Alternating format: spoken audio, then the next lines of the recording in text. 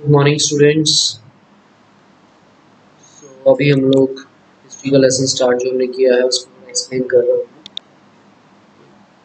Chapter 1 था how when and where. Chapter का नाम से ही क्लियर है। देखिए हिस्ट्री फर्स्ट आप सबको क्लियर होना चाहिए what do you mean by history. History is the study of past. Past को जानना, जैसे कि लेसन का नाम है how when and where. This is the study of past events, जो भी पास्ट पुराने समय में घटनाएं हुई उनकी स्टडी करना कि वो जो घटनाएं वो इवेंट्स हैं, how they occur, when they occur and where they occur, कब कैसे और कहाँ हुए, और वो इम्पोर्टेंट इवेंट्स को जानना। This is history. History means study of past events, how when and where are these events happen. Next start करते हैं। When we talk about history then dates, जो डेट्स होती हैं ये काफ़ी इंपॉर्टेंट।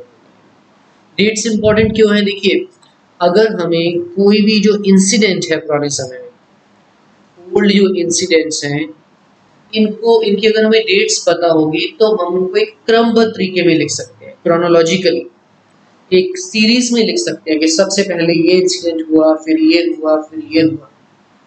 तो डेट्स बहुत इंपॉर्टेंट होती है। ओके, एक चीज मैं आपको क्लियर कर देना चाहता हूँ स्टूडेंट्स। समटाइम हम लोग सोचते हैं जो हिस्ट्री है, इतिहास है, ये तो पूरा पास्ट है, इन चीजों को बीत चुका है ये समय, ये अब इसका क्या फायदा है ना, जब पास्ट को क्या स्टडी करके, वो तो टाइम निकल गया। बट सच्चाई ये है कि प्रेजेंट में हम लोग जो भी कर रहे हैं, आज हम लोग लिख रहे हैं, पढ़ रहे हैं, या बहुत सारी चीज़ों के बारे में इतनी टेक्नोलॉजी है, सब कुछ है, अगर पास्ट नहीं होगा तो ये चीज़ें जो भी आज हमें मिली हैं ये हमें पास्ट की ही देन है। मान लीजिए गाड़ी की खोज पास्ट में हुई है, अगर उस खोज उस इन्वेंशन को पास्ट में ही भुला दिया जाए, जो टेक्निक थी वो पास्ट में ही रह जाए, लोग भूल जाए, हम सब भूल जाए, तो आगे वो टेक्नोलॉजी कैसे हमारी तक आएगी? शायद आपको समझना, जैसे हम भाषा बोल रहे हैं, we are talking in any language, अगर उस लैंग्वेज की जानकारी हम नेक्स्ट जनरेशन को ना दें, हम लोगों को अभी देखिए, मान लीजिए ये जो हमारी एट प्रेजेंट जनरेशन है, हमें कोई लैंग्वेज या कोई टेक्नोलॉजी है या कैसे समाज में रहना है, ये हम अपने बच्चों को बताएं ही ना, या उनको अपने पास्ट से, अपने पूरे समाज से अलग करके रख दें, बेटा जो उनकी नेक्स्ट जनरेशन होगी उनको कुछ भी नहीं आता होगा, ना तो बोलना आता होगा, ना किसी टेक्निक के बारे में पता होगा, कुछ भी नहीं पता होगा। हाँ, लेकिन अगर वही जनरेशन हमारे साथ जुड़ी रहेगी, हम उनको पुरानी चीज़ों को गाइड करते रहेंगे कि ये ऐसे होता है, ऐसे हमें बात करनी है, ऐसे हमें सोसाइटी में रहना है, only then they will be developed and able to do different things. Okay. So past जो है, पास्ट के ज्ञान को अपने साथ रखते हुए ही हम प्रेजेंट को अपना अच्छा, प्रेजेंट और फ्यूचर को अच्छा बना सकते हैं। पास्ट में जो भी इंसिडेंट्स हुए हैं, हम जो पुराना समय बीत गया उससे ही शिक्षा लेते हैं, क्या सही है, क्या गलत है, क्या होना चाहिए, क्या नहीं होना चाहिए। So past events are very important, इनको जानना, इसके आधार पे ही हर कंट्री के बारे में, वहाँ की सोसाइटी, कल्चर, डेवलपमेंट, उनके बारे में पता चलता है। So history is very important. इसमें जो डेट्स हैं ये बहुत ज़्यादा इंपॉर्टेंट होती हैं। इम्पोर्टेंट क्यों है? हम एक क्रमबद्ध तरीके से इंसिडेंट्स को जान सकते हैं, तो सब कंट्री को और डिफरेंट सिविलाइजेशंस हैं, कंट्रीज, हमको कंपेयर किया जा सकता है bye knowing exactly when things occurred. Historians can also more accurately compare different societies at specific points in time. Dates have been recorded by different cultures and groups of people starting at different times. So dates are very important. कुछ कौन सी घटना, when the different special incident is happen, where it happened, series we can know with the help of dates. Which dates are important? देखिए in the past some important incidents, some important changes in the rule, उनकी dates हमें बहुत ज़्यादा जरूरी होती है। If we talk in the past, Delhi सल्तनत, Akbar, Mughal empire, Britishers, आज़ादी, when we got independence, हमारा संविधान कब बना, ओके, फर्स्ट गवर्नमेंट कौन सी बनी, तो अलग अलग चीज़ों की डेट्स बहुत इंपॉर्टेंट होती है। अगर हम पास्ट में थोड़ा ज़्यादा पुराने समय की बात करें, उस समय हम देखते हैं कि कब किस रूलर का रूल आया, कब कोई स्पेसिफिक वॉर हुआ, वर्ल्ड वॉर कब हुआ, सेकेंड वर्ल्ड वॉर कब हुआ। तो डेट्स इन सब चीज़ों की बहुत इंपॉर्टेंट होती है। जो मेन इंपॉर्टेंट इंसिडेंट्स होते हैं उनकी डेट्स काफ़ी ज़्यादा इंपॉर्टेंट है। किसी भी स्पेसिफिक रूलर या स्पेसिफिक फैमिली या स्पेसिफिक इंसिडेंट, कोई मूवमेंट, इनकी डेट्स का पता होना जरूरी है। These dates are very important. How do we periodise? हम अपने इतिहास को पीरियडाइजेशन जो करते हैं, हमारे सोसाइटी में जो बदलाव हो रहे हैं उन चेंजेस के आधार के ऊपर हम अपने इतिहास को, अपनी हिस्ट्री को अलग अलग पीरियड्स में डिवाइड कर सकते हैं। अलग अलग जो फिलोसफर्स हैं, हिस्टोरियंस हैं, उन्होंने हमारे इतिहास को, हमारे स्पेशली इंडिया के इतिहास को अलग अलग तरह से अलग अलग पीरियड्स में इसको डिवाइड किया है। और जो सबसे अच्छी पीरियडाइजेशन आज के समय में मानी जाती है इंडिया की, वो यही है कि ancient period, medieval period and modern period. Ancient period कौन सा है? देखिए, शुरू से लेके वन अराउंड स्टार्टिंग से लेके अराउंड 1000 सीई तक का समय, that is ancient period. 1000 CE से लेके अपना 1800 तक, 1750 तक, जब हमारा मुगल एम्पायर खत्म हो गया, उस समय तक का time, that is medieval period. And after 1750 जब ब्रिटिशर्स का रूल यहाँ पे एक्सपेंड होना शुरू हुआ, ब्रिटिशर्स रूल से लेके अब तक का जो समय चल रहा है, this is modern period.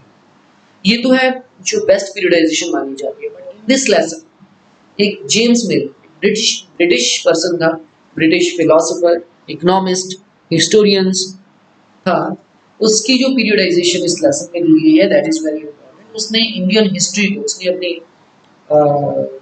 Book लिखी, हिस्ट्री ऑफ ब्रिटिश इंडिया, ऐसी बुक लिखी। और उस बुक के अकॉर्डिंग ही divided Indian history into 3 parts, different periods, Hindu period, Muslim period and British period. इस तरह से उसने इंडियन हिस्ट्री को डिवाइड किया। According to him, only British rules, cultures and laws will make Indian civilized. यानी कि उसकी सोच ये थी कि जो ब्रिटिश है, ब्रिटिश रूल है, वो ही सबसे ज़्यादा सिविलाइज्ड है, सबसे ज़्यादा एजुकेटेड है, सबसे ज़्यादा डेवलप्ड है। इस तरह से उन्होंने इस अपनी बुक में लिखा थी, history of British India by James मिल। अलग-अलग इन 3 वॉल्यूम्स में इसने लिखा था। So James Mill was a Scottish historian, economist, political theorist, and philosopher. Okay, James Mill wrote the monumental work History of British India. He was the first writer to divide Indian history into 3 parts. British, a classification which has proved surpassingly. यहाँ पे इस spelling की हम उस दिन बात कर रहे थे, इसकी स्पेलिंग सही कर लेना। ये वाले जो है surprisingly influential in the field of Indian history. इसको आप ठीक कर लेना, बाद में ठीक कर दूंगा इसको। What is colonial? What is colonial period? देखिए,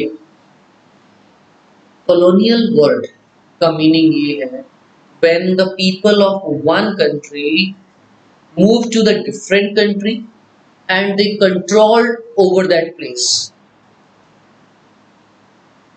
Britishers जैसे, for example, Britishers came to India as a trader.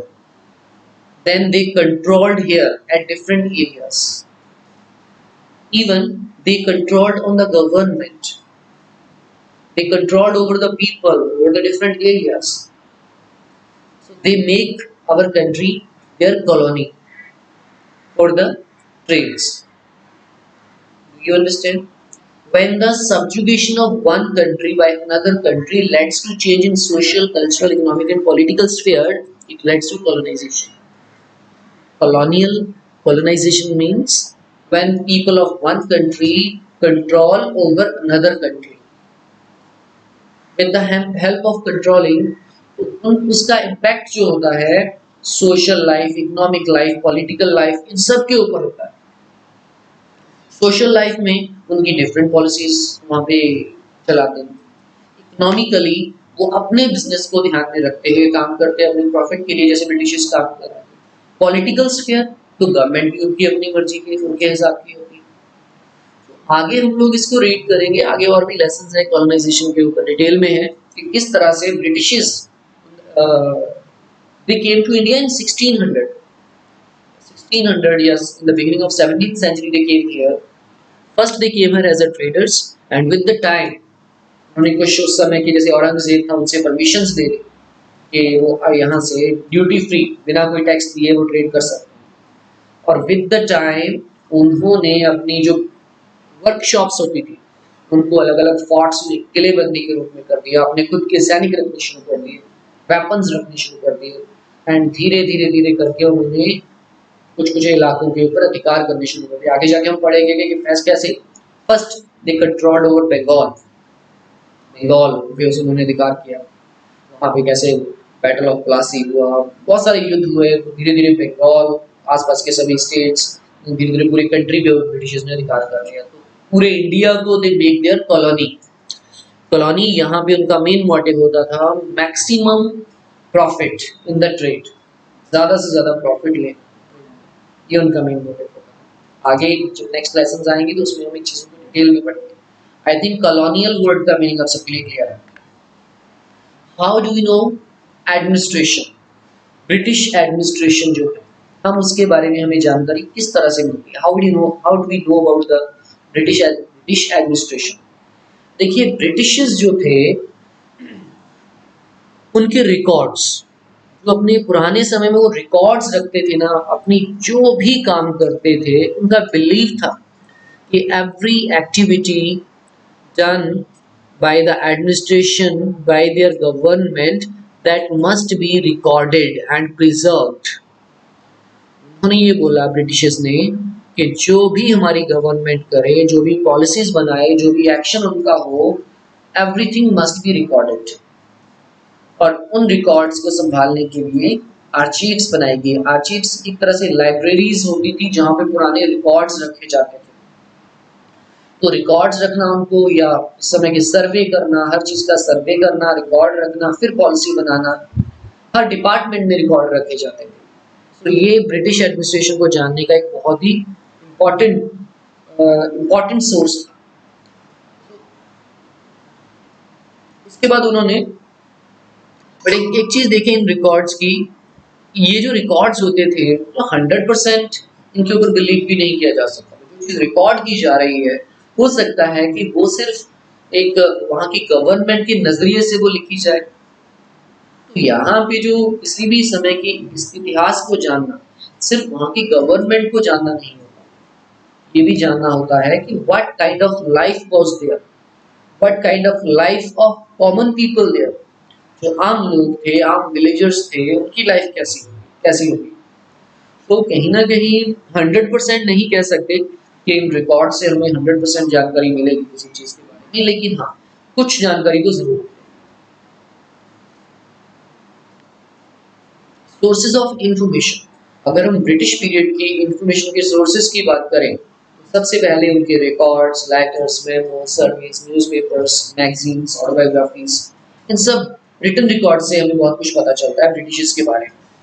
The practice of surveying became common under colony, as I already told you कि सर्वे करना उनके समय में एक बहुत ही common हो गया। Surveys like botanical, zoological, archaeological, anthropological, forest surveys were in the list of British। Her department से संबंधित सर्वे करते थे, जैसे अलग अलग फॉरेस्ट का सर्वे करना कि फॉरेस्ट को किस तरह से और ज़्यादा यूजफुल बनाया जा सकता है ताकि हमें बेनिफिशियल हो। देखिए उन्होंने जब सर्वे किया, फर्स्ट फॉरेस्ट का सर्वे किया, हम इस लेसन को 9th क्लास में पढ़ेंगे कि किस तरह से उन्होंने जब सर्वे किया कि भारत में बहुत सारे फॉरेस्ट, स्पेशली ये ईस्टर्न साइड वाले जो फॉरेस्ट हैं, छत्तीसगढ़ और उड़ीसा के फॉरेस्ट, इनके बारे में उन्होंने सोचा कि यहाँ पे इतने सारे फॉरेस्ट हैं लेकिन हमारे लिए ज़्यादा ये फॉरेस्ट यूजफुल नहीं है, और यहाँ के जो लोग हैं इनसे भी हमें कोई खास फायदा नहीं हो रहा है, बिकॉज ट्राइबल्स हैं, एक जगह पे भी नहीं रहते, कभी इस जगह पे खेती करते हैं, कभी उस जगह पे शिफ्टिंग कल्टीवेशन करते थे। तो उन्होंने उन फॉरेस्ट का सर्वे किया, और सर्वे करने के लिए उन्होंने फर्स्ट जो है सर्वे सर्विस भारत की जो फर्स्ट सर्वे जो डिपार्टमेंट है उसको सेटअप किया गया, देहरादून में उसका इंस्टीट्यूशन बनाया गया। तो उन्होंने ये देखा कि इन फॉरेस्ट को क्लियर किया जाए, सब पेड़ों को काट दिया जाए, नेचुरल वेजिटेशन को, और वहां पे सिर्फ वही ट्रीज लगाए जाएं जिनको एज अ टिम्बर यूज कर सके, अपने शिप बनाने में जिनको यूज किया जा सके, रेलवेज बनाने में यूज किया जा सके। इस तरह से उन्होंने सर्वे करके अपनी पॉलिसीज बनाते थे, not only about the forest but different things also, different other departments also, वो उनके लिए सर्वे करते थे। Sources kept and written by both Indians and British studied together represent several aspects of British rule and their efforts to modernize and subjugate Indian population. तो sources of information हमने देखा कैसे written records, सर्वे, specially British period के सर्वे, उनसे संबंधित तो ज्यादातर उनके सर्वे, उनके रिकॉर्ड्स ही ज्यादा मिलते हैं। What do official records not tell? जो ऑफिशियल रिकॉर्ड्स हैं उनसे हमें बहुत सारी जानकारी तो मिलती है, नो डाउट, बट कुछ चीजें हैं जो जिनके बारे में हमें ऑफिशियल रिकॉर्ड से पता नहीं चलता। व्हाट, ऐसा क्या है? देखिए, मैंने ऑलरेडी बोला कि जो ऑफिशियल रिकॉर्ड्स होते हैं उनकी जानकारी जो है दैट मे बी कि वो जो जो डिपार्टमेंट है, जो गवर्नमेंट है, उन्होंने अपने अकॉर्डिंग उस चीज का रिकॉर्ड किया। वहां पे जो लोगों की फीलिंग्स होती हैं, लोग किस चीज में खुश हैं, व्हाट आर देयर डिमांड्स, इनके रिकॉर्ड्स नहीं होते। कॉमन पीपल जो होते हैं मोस्टली उनको उनकी फीलिंग्स यहाँ पे कोई मायने नहीं रखती। ओके, तो उनकी हैप्पीनेस, उनकी खुशी, उनकी डिमांड्स, लोगों की भलाई के लिए और क्या किया जा सके, इन चीज़ों के रिकॉर्ड नहीं हुए। जस्ट गवर्नमेंट के जो अलग अलग काम है उनके बारे में ही जानकारी। So the official records do not tell about the needs of the people of India. Many official records hide the truth and only show one aspect of it. The official records does not represent the fallouts of British administration and also do not represent the reactions and situation of Indians of every sphere of society. So, ये lesson हमने देखा, it's very easy, ज़्यादा इसमें confusion होने की जरूरत नहीं है। मीनिंग ऑफ हिस्ट्री, डेट्स क्यों इम्पोर्टेंट है, हर एक इवेंट्स को क्रोनोलॉजिकली जानने के लिए, सोसाइटीज को कंपेयर करने के लिए उसको डेट जानना जरूरी है। कौन सी डेट्स इंपॉर्टेंट होती हैं? स्पेशल मूवमेंट, स्पेशल पर्सन से रिलेटेड, स्पेशल गवर्नमेंट से रिलेटेड, जो भी चेंजेस आ रहे हैं उनसे संबंधित बहुत सारी डेट्स इंपॉर्टेंट होती हैं। How do we periodise? Periodise को हम अलग अलग काल क्रम में बांट लेते हैं, क्रमबद्ध कर लेते हैं, उनको अलग अलग पीरियड्स में डिवाइड कर लेते हैं। जैसे कि जेम्स मिल, ब्रिटिशर्स था, उसने इंडियन हिस्ट्री को बांटा 3 पीरियड्स में, मुस्लिम और ब्रिटिश पीरियड। सबसे पहले उसने कहा कि हिंदूज का राज होता था, फिर मुस्लिम्स का आया, मुगल एंड दिल्ली सल्तनत, देन ब्रिटिश पीरियड। उसने 3 पार्ट्स में। What is colonial? जब एक कंट्री के लोगों का दूसरी कंट्री के ऊपर अधिकार हो जाए और उन लोगों का यहाँ पे मेन मोटिव हो कि हमने ट्रेड करना है, कॉलोनी, उनके लिए एक अच्छी मार्केट चाहिए ट्रेड के लिए, तो कंट्रोल करते हैं, that is colonial. How do we know administration? Administration के बारे में जानते हैं हम ओल्ड रिकॉर्ड से, जिन और पुराने म्यूजियम से, इसमें डिफरेंट थिंग्स और रिटन रिकॉर्ड्स होते हैं, स्पेशली ब्रिटिश पीरियड से। Sources of information, as we already discussed, ये रिटन रिकॉर्ड्स। ये रिकॉर्ड्स क्या हमें नहीं बताते? Feelings of the people, what they want, खुशी किसमें है, व्हाट आर देयर नीड्स, ये चीजें हमें नहीं बताते। स्टूडेंट्स, अभी के लिए इतना ही। आई थिंक अब ये लेसन आपको क्लियर हो गया होगा। ओके, इसके साथ मिलेंगे नेक्स्ट वीडियो में।